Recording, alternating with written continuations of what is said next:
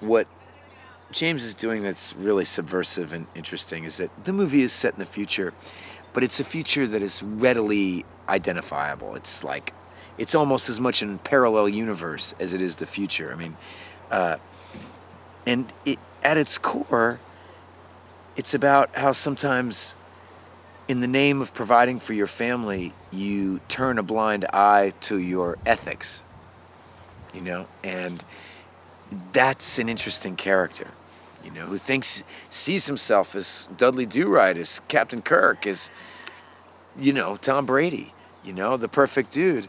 And then slowly through the course of the movie, he finds out that he's actually a little out of touch with everything, and that things are much more complicated than he was envisioning them. And that's what makes him so fun to play. I mean, I've actually never played a character like this, I feel like. He's really square, you know? And he learns a great lesson, and at a terrible cost. The government is now privately run. It's a different kind of America, but where they've decided that to cure people of their violent tendencies, they would actually allow them a purge night where no rules would apply and you could do whatever you wanted. And this is kind of cleansing people. It's kind of the great sin that washes the rest clean.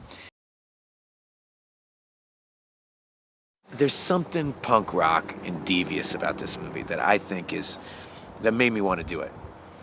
I mean, when I got to the end of the script, I just thought it has guts. I haven't seen this movie before, and I feel like I should have. And we did a movie together when I was like 20 and she was 18 or something. It was a movie called Waterland that very few people saw, but she was incredible in this movie. And I mean, just like a young Jessica Lange, I mean, she was just amazing.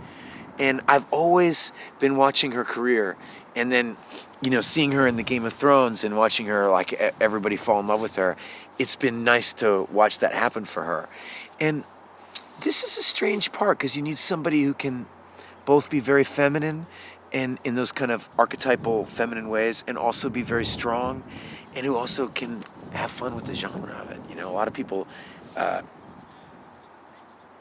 you know, a lot of women, actresses don't like scary movies or thriller. You know, they don't like them. They scare them. My wife read the script. She couldn't sleep for 3 days, you know. And so you have to have somebody who can dive in and get kind of down and dirty with it. And so I'm thrilled. I think there's something about her that's magic.